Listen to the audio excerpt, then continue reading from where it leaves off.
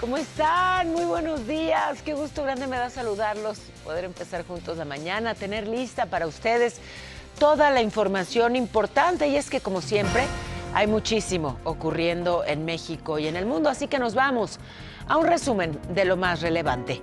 Ya llegaron a un acuerdo México y Estados Unidos. Esto para gestionar el agua del río Bravo. El gobierno mexicano se comprometió a entregar a la Unión Americana más de 400 millones de metros cúbicos en los próximos 5 años. Marco Rubio, secretario de Estado, agradeció a la presidenta por cumplir esto pactado en el Tratado de Aguas de 1944. Y luego del ataque del que fueron blanco allá en Culiacán, el diputado de Movimiento Ciudadano, Sergio Torres, tuvo una ligera mejoría. La diputada Elizabeth Montoya, quien lamentablemente perdió un ojo, ya fue dada de alta. Sobre el agresor Jesús Emir N. El Compagüero, uno de los presuntos responsables, bueno, pues ya se descartó que sea militante activo del PRI. Ayer encontraron pertenencias de los 10 trabajadores de la minera canadiense Vizsla Silver, secuestrados desde el 23 de enero en Concordia, Sinaloa. Han hecho cateos la Fiscalía Estatal para tratar de dar con ellos, pero nada. Un camión de la Guardia Nacional invadió así el carril del Mexibus Válgame. Fíjese, no solo invadió el carril del Mexibus, se pasó el alto y atropelló a 2 personas que iban en una moto. Ella quedó lesionada. Él murió.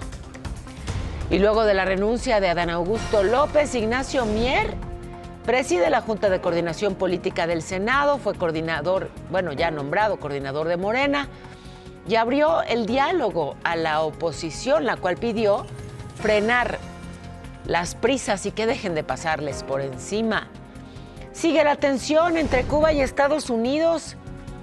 En la isla hay una alerta de seguridad por los cortes de energía.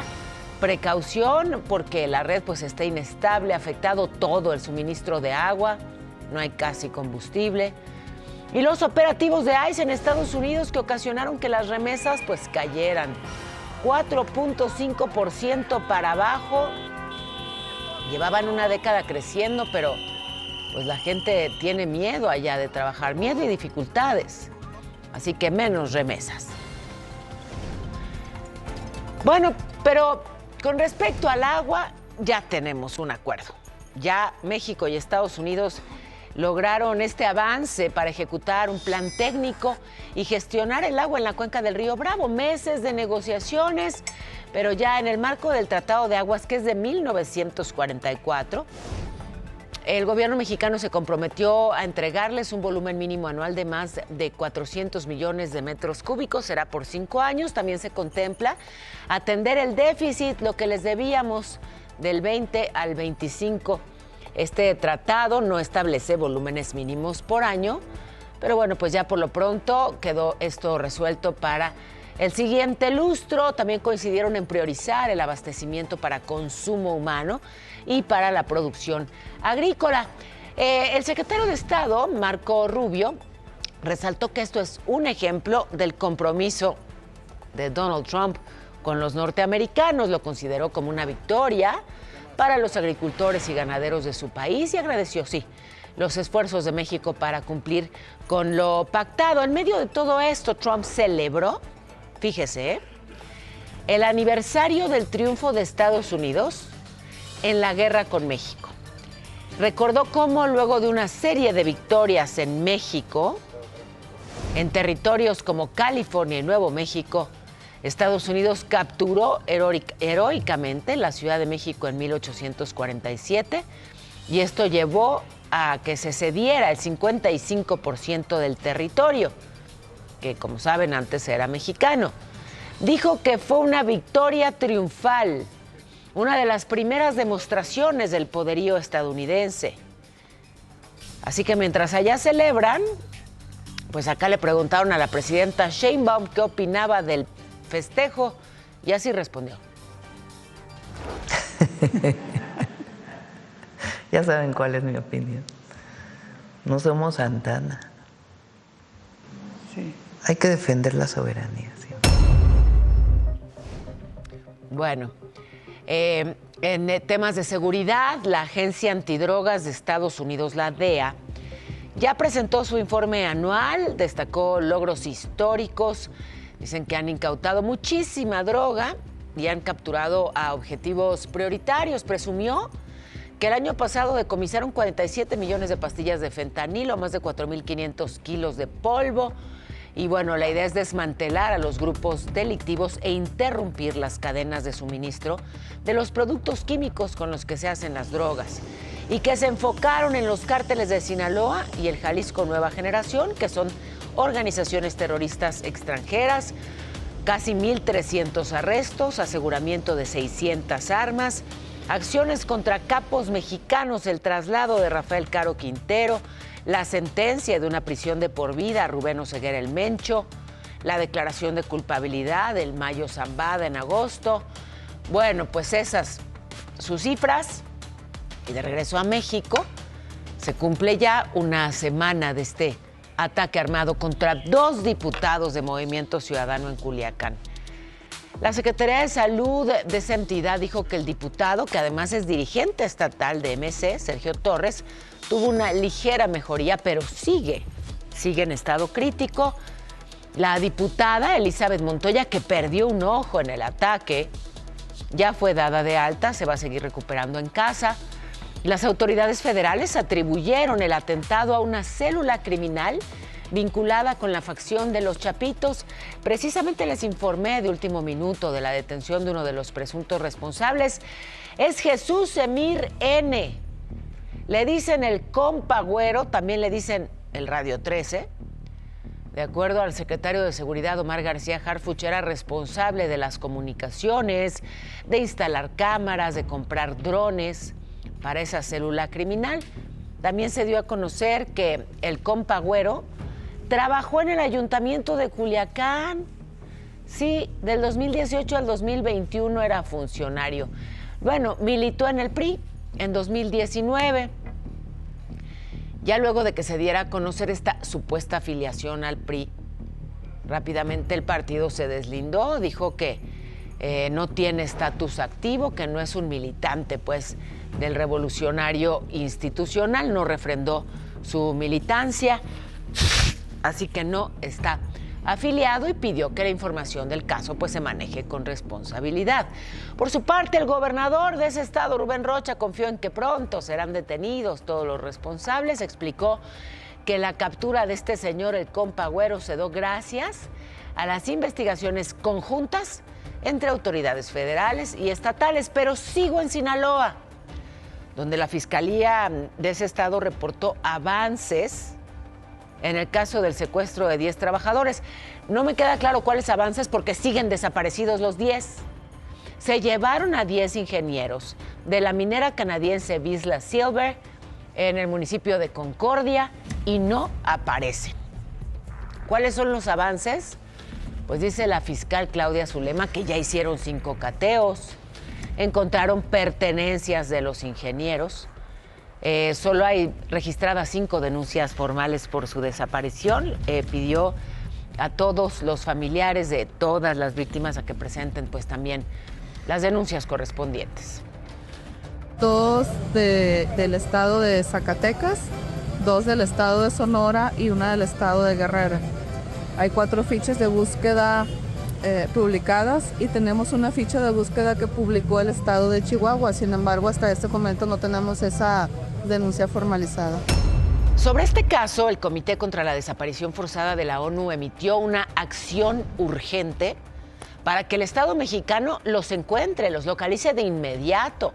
Exigió una estrategia de búsqueda con un plan claro, una investigación exhaustiva.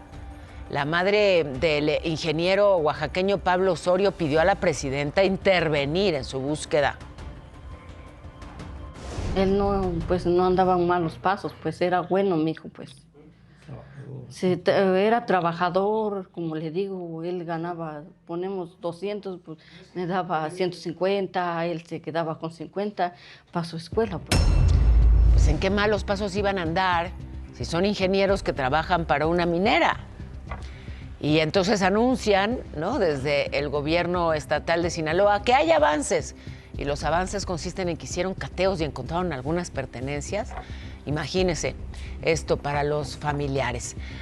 Bueno, hay otro organismo que también se pronunció por esto que vive Sinaloa en general, Amnistía Internacional, que expresó su preocupación por la violencia que hay en ese estado. Alertó que se han reportado pues homicidios que van en aumento, desapariciones. Y bueno, pues justamente hizo un llamado para que los 3 niveles de gobierno centren la atención en la seguridad de las personas. En medio de esto, el gobernador Rubén Rocha dio el banderazo para que empiece el operativo de seguridad del Carnaval de Mazatlán. Será del 12 al 17 de febrero, 3,000 elementos federales y estatales, 350 coches, 3 helicópteros.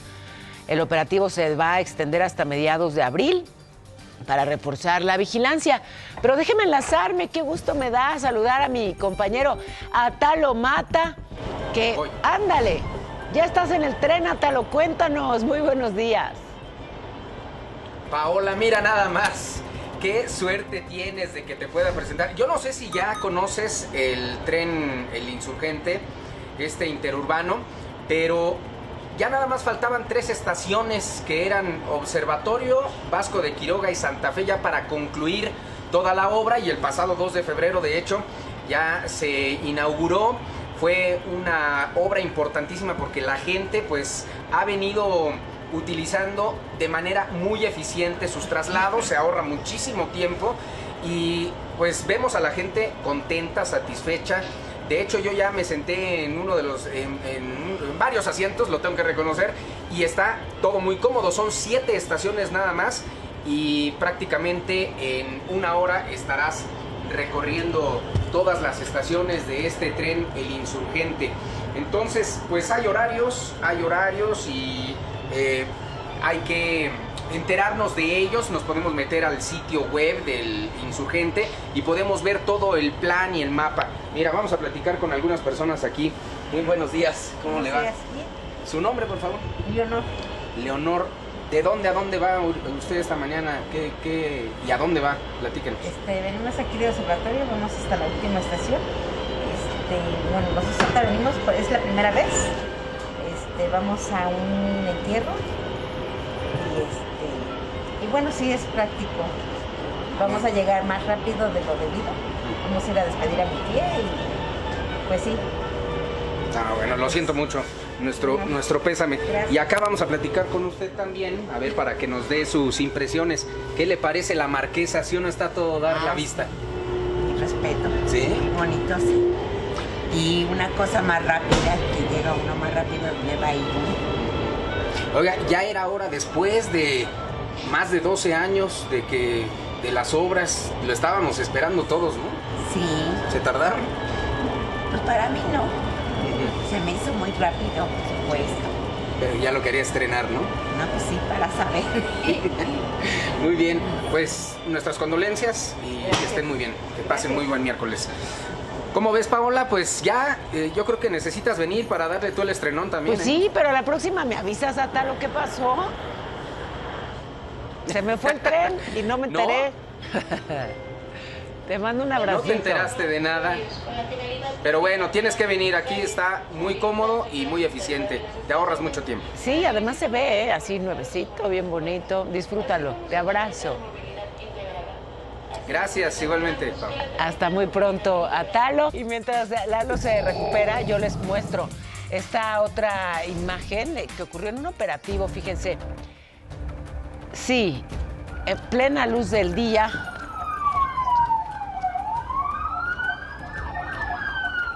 Así se vio y escuchó este operativo, una balacera por el enfrentamiento entre policías de investigación y policías municipales en contra de 2 hombres en Tlajomulco de Zúñiga, en Jalisco. Y es que los agentes les marcaron el alto y los presuntos agresores que iban en una camioneta pues empezaron a disparar. Uno de los delincuentes fue abatido, su cómplice detenido. Ambos estarían involucrados en asesinatos. Así que bueno, pues esa la imagen. Y la presidenta confirmó que sí va a haber reforma electoral. Ya ve que se estaba como que complicando la cosa porque sus aliados PT y Verde pues no les gusta esa reforma. Sí va a haber reforma electoral, se va a mandar al Congreso en febrero, ya existe acuerdo con los partidos aliados. El objetivo es fortalecer, dijo, la fiscalización a los partidos, blindar las elecciones frente a la influencia del crimen organizado. Ya los tiempos y la aprobación, pues eso ya le tocará al Congreso. Pero Movimiento Ciudadano insiste en que el proyecto debe incluir el voto para los jóvenes de 16 años. Ya ve que es a partir de los 18. Bueno, pues MC, en voz de su coordinador en el Senado, Clemente Castañeda, pide que sea a partir de los 16. Esto lo van a presentar en las mesas de diálogo, pero no han convocado todavía a ninguna mesa de diálogo. En fin, que asegura no va a ser una moneda de cambio para aceptar otros asuntos que son regresivos democráticamente, pero pues sí, a Movimiento Ciudadano le va muy bien entre los más jóvenes. Y bueno, pide que justamente los más jóvenes también voten. Los senadores del Verde no comparten muchos de los planteamientos centrales de esta reforma electoral, particularmente el cambio en el método para elegir a los legisladores de representación proporcional, porque podría generar, dicen, sobrerepresentación. El coordinador de la bancada, Manuel Velasco, dijo que si se mantiene el diálogo, pues no hay aval automático por parte del Verde para ese tema en específico. En tanto, la presidenta de la Cámara de Diputados, Kenia López, insistió en que la reforma debe ser un ejercicio de acompañamiento de todos los partidos, no de fuercitas políticas. Además, ante la designación de Jesús Octavio García como director de administración del INE, cuando apenas hace 7 meses era proveedor del instituto, pues Kenia López dijo que de cara a la eventual reforma electoral, el INE tiene que informar si hay o no ahí un conflicto de interés. Siguen también las reacciones luego de que Adán Augusto López dejara la coordinación de Morena en el Senado. De hecho, ayer el propio legislador habló del asunto. El nuevo coordinador Ignacio Mier ofreció apertura. Así fue.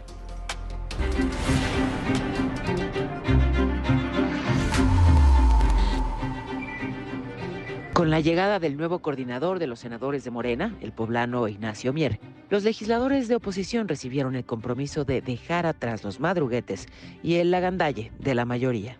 Pero vamos a ser respetuosos de los tipos que establece la ley para cada una de las iniciativas y garantizar el diálogo con todos. Y mientras en la Junta de Coordinación Política los líderes parlamentarios hablaban de nuevos tiempos, el ex coordinador de la bancada guinda, Adán Augusto López, presumía la aclaración matutina presidencial de que él no tiene ninguna investigación abierta en la Fiscalía y que sabe quiénes le jugaron chueco, al inventar, dijo, la versión que lo vincula con el huachicol fiscal.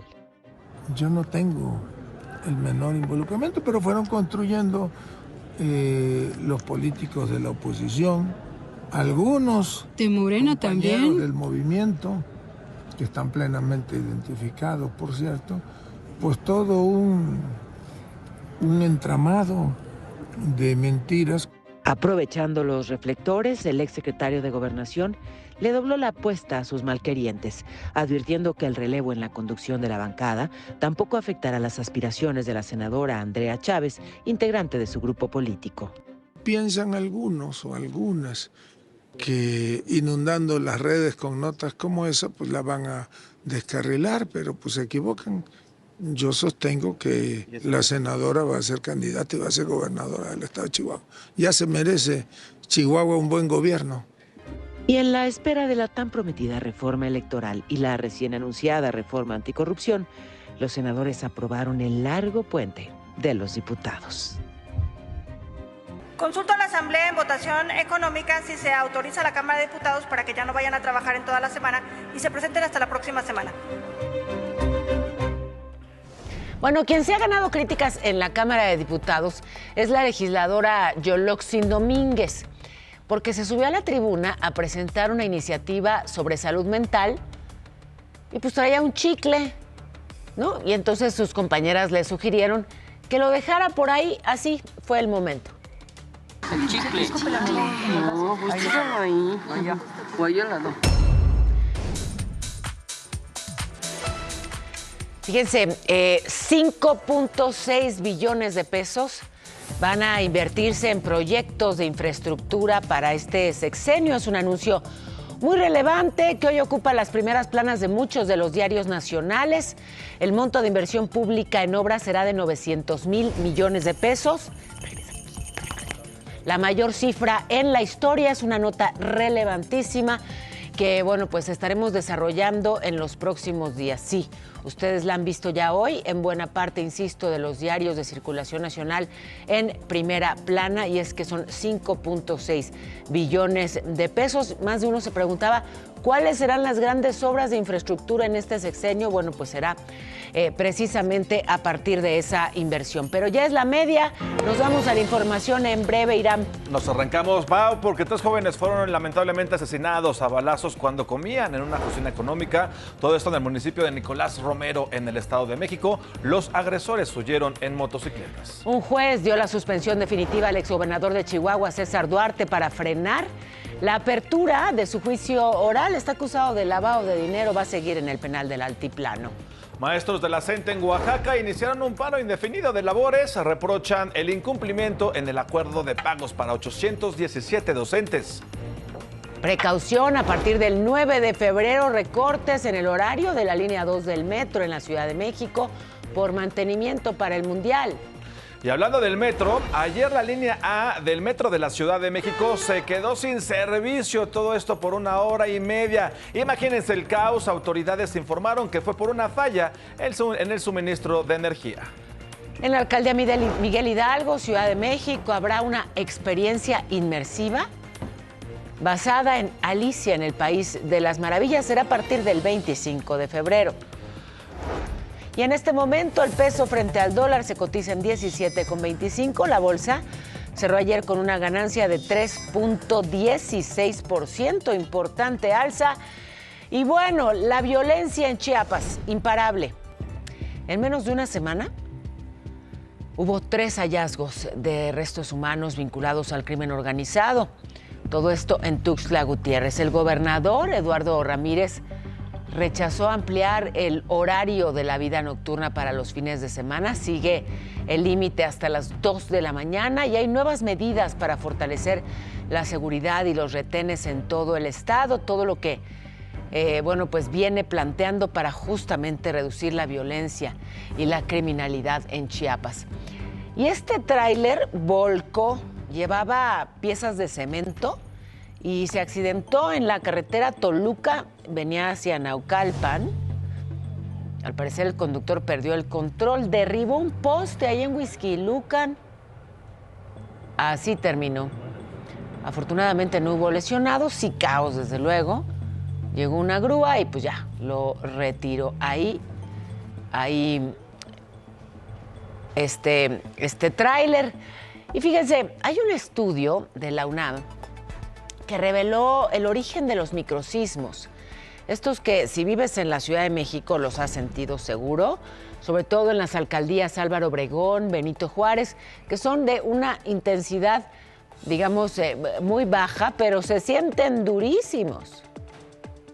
Están originados por una grieta en la falla de Contreras, resultados que ya fueron presentados a los vecinos de la zona Plateros-Mixcoac. Como no hay forma de evitarlos ni saber cuándo van a ocurrir, pues hay que, dicen, aprender a convivir con ellos. Sigue la alerta por el sarampión, que es lo último que reporta la Secretaría de Salud. A ver, 7,909 casos acumulados, los más afectados niñas y niños de 1 a 4 años. Los estados con mayores casos, Chihuahua, Jalisco y Chiapas. Aquí en la Ciudad de México se tienen confirmados solo 113 casos. Por otro lado, informarle, sí, que rumbo al Mundial, que es el 13 de junio cuando empieza, se va a pedir a los turistas extranjeros que tengan vacuna contra el sarampión. La jefa de gobierno, Clara Brugada, explicó que es para evitar pues, que aumenten los contagios porque van a venir personas de todo el mundo. Así que, por favor, que estén vacunadas contra el sarampión. ¿En qué consiste esta tradición? Sale ahí la marmota, bueno, esa es de mentiritas, pero la marmota de veras sale de su madriguera al amanecer. Y entonces se dice que si se ve la sombra, pues es porque hay sol. Eso significa que habrá 6 semanas más de invierno. Si no se ve su sombra, se queda la marmota fuera de la madriguera, el día está nublado, la primavera llegará pronto. Una tradición, pues, que hacen ya... ¿Saben desde cuándo, de hecho? ¿Desde cuándo ocurre este ritual de la marmota? ¿Cuál es el origen de esta payasada? Digo, no, perdón, de esta tradición. Vámonos a la escuelita. ¿Cómo de que no? El Día de la Marmota se realiza, desde 1887, tanto en Estados Unidos como en Canadá. Bienvenida Itzel, bienvenida Rosy. Y fíjense, es el 2 de febrero, el Día de la Candelaria. Justamente, ¿sí? Porque, bueno, en Europa se creía que los cielos despejados en el Día de la Candelaria anunciaban un invierno más largo. Y entonces se adaptó esa creencia con la observación de las reacciones de erizos y de tejones en Alemania. Resulta que con eso, bueno, pues empezaron con esa tradición de que podían anticiparse los cambios en el clima, y luego cuando los migrantes llegaron a Norteamérica, pues no había erizos, lo que había era una marmota, así que cumplió el mismo rol simbólico y desde ahí viene la tradición que se ha mantenido a lo largo de los años. ¿Les gustó o les da igual? No, qué bueno que les parezca tan interesante a las dos. Yo tengo que ir a otros temas. Fíjense, esto que ocurrió ayer en la Suprema Corte, se fijó un criterio obligatorio que establece cómo registrar a bebés nacidos por gestación subrogada. Gestación subrogada es cuando se contrata un vientre para que, bueno, pues geste a un bebé. Y es que no hay legislación en la materia, así que para garantizar la identidad de los menores, el acta de nacimiento se puede expedir a través de la jurisdicción voluntaria. O sea, un juez va a verificar que tanto la madre gestante, la persona gestante, como los padres intencionales estén de acuerdo. Se va a supervisar que no haya engaño, que no haya explotación. O sea, que si no se confirma que todo fue en un acuerdo, que todo fue consensuado, entonces, si no se confirma así, no hay acta de nacimiento. Es básicamente lo que decidió la Corte. Bueno, y después de meses de espera, y tras uno de los episodios más difíciles de su historia, el CCH Sur ya volvió a recibir a sus estudiantes. Regresaron finalmente a las clases presenciales luego, pues, de eso terrible que ocurrió hace varios meses. Buscan reconstruir así la vida escolar.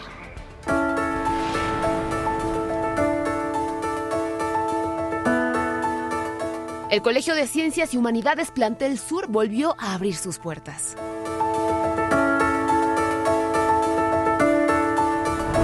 Más seguro, o sea, por los torniquetes, por la identificación de cada y los botones que pusieron, que arreglaron también las cámaras.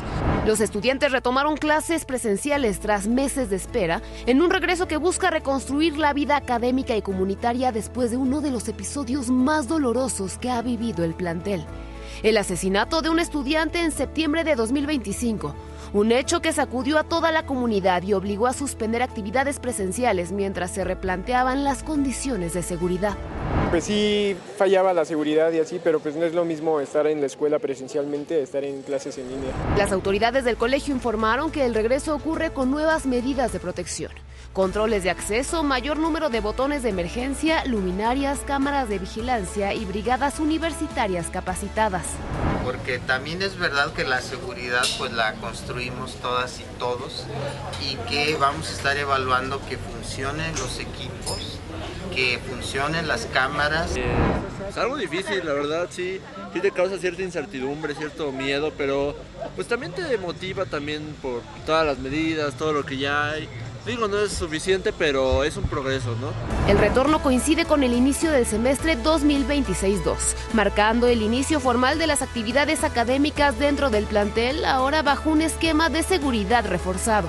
Mientras tanto, el ex N, el presunto homicida, mantiene su proceso legal recluido en el reclusorio oriente de la Ciudad de México. 4 meses sin estudiar, sin venir a ver a mis compañeros, pues sí, la verdad es muy pesado. Esa noticia y que nos hiciéramos una tendencia por nada más por una muerte en vez de por el nivel académico, pues sí, es una lástima. Informó Montserrat Ortiz.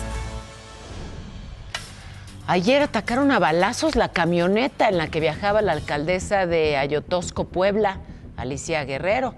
Iba en la autopista a Mozoc Perote, allá en Tlaxcala. Y bueno, pues podría haber sido simplemente un intento de asalto. Ella resultó ilesa. Su chofer sí fue herido, aunque por fortuna lo reportan fuera de peligro.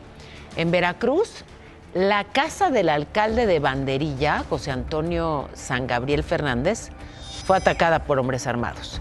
Afortunadamente no hubo heridos, daños materiales sí. La fachada pues tiene impactos de bala. Y los agresores lograron escapar. No hay un solo detenido. Y así el brutal mensaje para el alcalde de Banderilla. Recuerdan, claro, este ataque en contra de los asistentes y los jugadores de un partido de fútbol en Salamanca, Guanajuato. Que ojo, hemos hablado mucho de este caso, pero son varios los casos de ataques en pues canchas así llaneras de fútbol. Me enfoco en este ocurrido en Guanajuato el 25 de enero. 3 presuntos implicados ya fueron vinculados a proceso. Se han asegurado armas, coches, un ataque que dejó a 11 personas muertas y 6 heridas, entre ellas un menor de edad. Y esto pasó en Aguascalientes, jóvenes que atendían un negocio de estas tragamonedas, las maquinitas de juego. Es el ejido de Peñuelas. ¿Y qué es lo que denunciaron los chavos? Mire, ahí está la imagen. Elementos de la Guardia Nacional que los agredieron y aseguran que se robaron cerca de 400,000 pesos. Miren, este supuesto cateo realizado el lunes, uno intenta ahí desconectar las cámaras de vigilancia. Dicen las víctimas que los agentes no presentaron ninguna orden de cateo. Y bueno, pues todo quedó grabado, ¿no? Así los tenían hincados, sometidos, a otro también lo mantuvieron sometido en el piso. Ahí sometido le tocaron algunas patadas. O sea, no estaba oponiendo resistencia, pero como sea, sus patadas.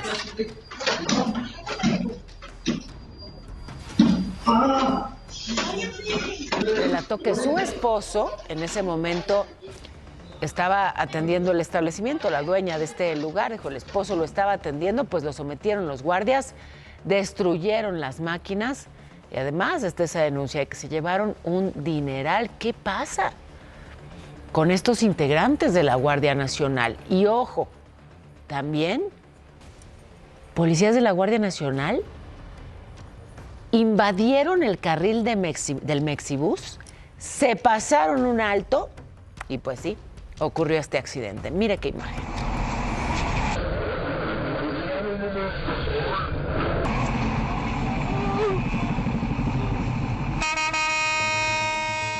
Ocurrió en Ecatepec, Estado de México. Ay, el motociclista falleció, la mujer que lo acompañaba resultó herida. Y es que, pues claro, iban avanzando porque este camión de la Guardia Nacional tenía el alto, tenía el rojo. Los arrolló, los testigos dijeron que los tripulantes de la moto, pues sí, les tocaba pasar, quisieron dar vuelta y en ese retorno el camión, insisto, iba en el carril del Mexibús, se pasó el rojo del semáforo y los policías municipales detuvieron al conductor de la Guardia Nacional. Pero me enlazo rápidamente hasta la redacción. Kena Uribe, tienes información de última hora. ¿Qué nos reportas, Kena? Muy buenos días. ¿Qué tal? Muy buenos días, Pao. Fíjate que acaban de detener a Gerardo Cortés Caballero, expresidente municipal de Cuauhtémoc, Puebla. Llevaba 11 meses escondido en una casa en Tlaxcala, luego de que la Fiscalía le abriera una carpeta de investigación por delincuencia organizada, peculado y enriquecimiento ilícito derivados de presuntas irregularidades financieras durante su administración. De acuerdo con las investigaciones, también es señalado por secuestro, extorsión a comerciantes y portación de armas de uso exclusivo del ejército. Será puesto a disposición de un juez de control en las próximas horas. Esta es información en desarrollo, Pao. Seguiremos pendientes porque esto también es noticia. Te lo agradezco muchísimo. Gracias. Gracias, Kena, por el reporte. En información internacional, en el marco del primer mes de la incursión militar de Estados Unidos en Venezuela, salieron miles de personas a las calles de Caracas para exigir que liberen a Nicolás Maduro y a su esposa, que están pues enfrentando cargos por narcotráfico. Así que ahí algunos partidarios del chavismo pues salieron a manifestarse en estas circunstancias. En medio de todo esto está el tema Cuba y esta insistencia de los Estados Unidos de que no se le mande petróleo a Cuba. La apuesta de Donald Trump es que, bueno, el régimen cubano caiga. ¿Por qué? Porque se va a quedar sin combustible. Recibían combustible y dinero de Venezuela, ese benefactor se acabó. Y bueno, pues México manda petróleo por razones humanitarias y ya la presidenta Sheinbaum informó que analiza enviar esta misma semana otro tipo de ayuda humanitaria a Cuba. Van a revisar las necesidades de ese país, un proceso transparente porque ha habido también muchos cuestionamientos de esta opacidad. ¿Cuánto petróleo se manda? Y no se dice. Entonces, ante las exigencias de transparencia, dice Claudia Sheinbaum que ahora sí va a ser muy clara con respecto a la ayuda humanitaria que se mandará con Cuba.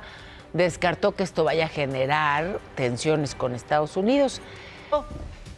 Ya está listo, Irán Hurtado. Me parece perfecto, Pau. Nos arrancamos con la información para que tomen sus previsiones porque el Frente Frío número 33 va a recorrer el noroeste y oriente del país, ocasionando lluvias fuertes en San Luis Potosí, en Querétaro, en Hidalgo y en Puebla, a sacar el paraguas. Mientras tanto, la masa polar de aire que impulsará el frente generará descenso de las temperaturas en Sonora, en Chihuahua, en Durango, también Coahuila, Nuevo León y Zacatecas. Mucho frío por allá. Por la Ciudad de México, una máxima de 24 grados, una mínima de 7 y ojo porque hay 25% de probabilidad de lluvias para que tomen sus previsiones. Ahí está. Muchísimas gracias, Ira, porque ya es hora de ir a un resumen de lo más importante y es que México llegó a un acuerdo para gestionar el agua del río Bravo con los Estados Unidos. Se comprometió a entregar más de 400 millones de metros cúbicos en los próximos 5 años. El gobierno estadounidense agradeció por cumplir con lo pactado.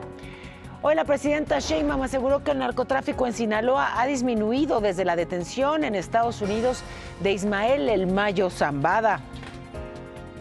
Se ha disminuido la cantidad de droga que se produce porque se han desmantelado muchísimos laboratorios. Ahora, ¿qué hemos pedido a Estados Unidos? Es indispensable que ellos controlen la entrada de armas de Estados Unidos a México.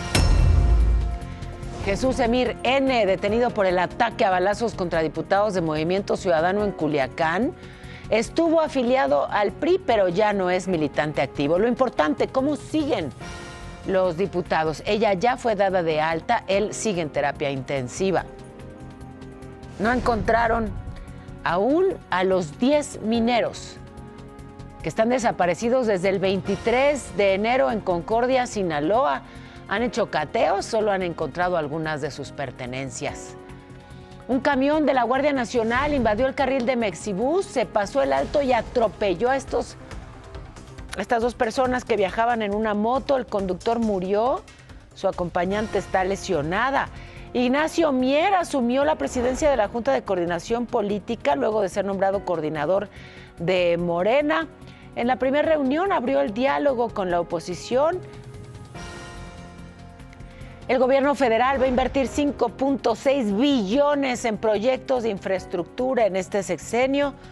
Solo este año el monto será de 900,000 millones de pesos. Es la mayor cifra en la historia. La embajada estadounidense en Cuba emitió una alerta de seguridad a sus ciudadanos porque ya se les está acabando el combustible. Los cortes de energía son cada vez más prolongados. Los operativos de ICE en Estados Unidos ocasionaron que las remesas enviadas a México cayeran 4.5% el año pasado.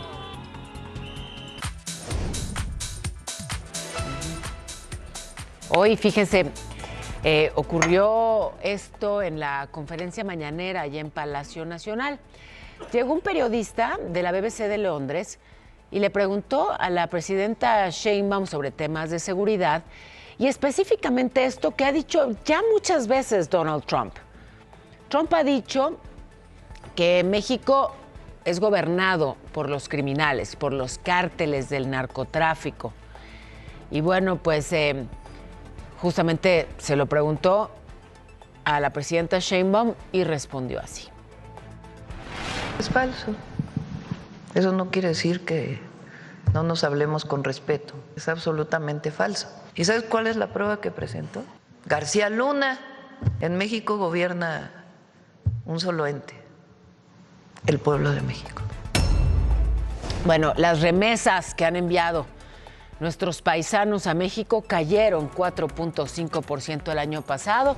Llevaba una década creciendo, pero pues las redadas migratorias han asustado a muchos, expulsado a otros. Es muy complicado trabajar ahora en la Unión Americana y bueno, pues el Banco de México recibió 61,000 millones de dólares en contraste con los 64,000 reportados el año previo.